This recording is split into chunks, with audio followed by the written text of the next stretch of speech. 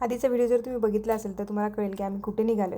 आम्ही छानपैकी तयारी करून निघालो होतो. अनायराने पण छान असा ड्रेस घातला होता. मी जे होतं तो इंडियन वेअर केलेलं होतं आणि त्यानंतर आम्ही तयारी करून सगळेजण निघालो. आमच्याकडे बघा पाऊस चालू होता, एकदम धो धो पाऊस चालू होता. सगळं सामान वगैरे भरलं गाडीमध्ये आणि आम्ही निघालो फ्रेंडच्या घरी, जिच्या घरी आम्ही संध्याकाळी जेवण वगैरे करून रात्रीच केक वगैरे कटिंग आणि गेम्स वगैरे खेळणार होतो. असा आमचा सगळा प्लॅन होता.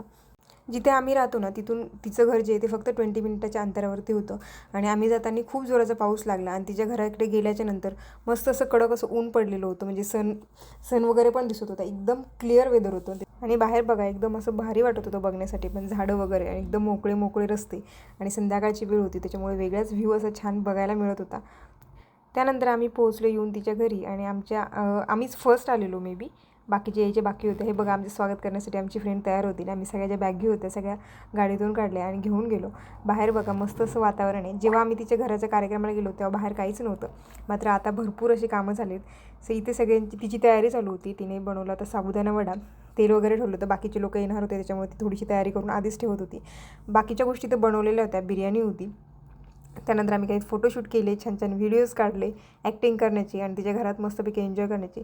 इथे बघा सगळ्यांना फोटो काढून आणि असं दाखवायचं होतं की आम्ही खूप अशी कामं करतो आहे. सगळं जेवण ना असं छान मांडून ठेवलेलं, ज्याच्यामुळे ज्याला जे पाहिजे ते उचलून खात होते. त्याच्यामुळे अर्धं जेवण संपलं आणि त्याच्यानंतर आम्ही व्हिडिओ काढला. ही बॅग होती जी त्याच्यामध्ये आम्ही सगळे रात्री झोपण्यासाठी जे कपडे होते ते घेऊन आलेलो आणि खूप म्हणजे वेगळंच वाटत होतं. जसं आपण गावाकडे लग्नाला वगैरे जातो ना तेव्हा आपली बॅग घेऊन जातो त्या पद्धतीने.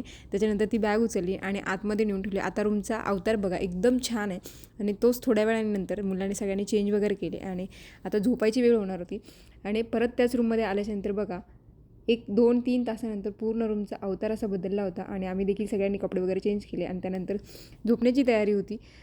भेटूया उद्याच्या व्लॉगमध्ये, तोपर्यंत बाय.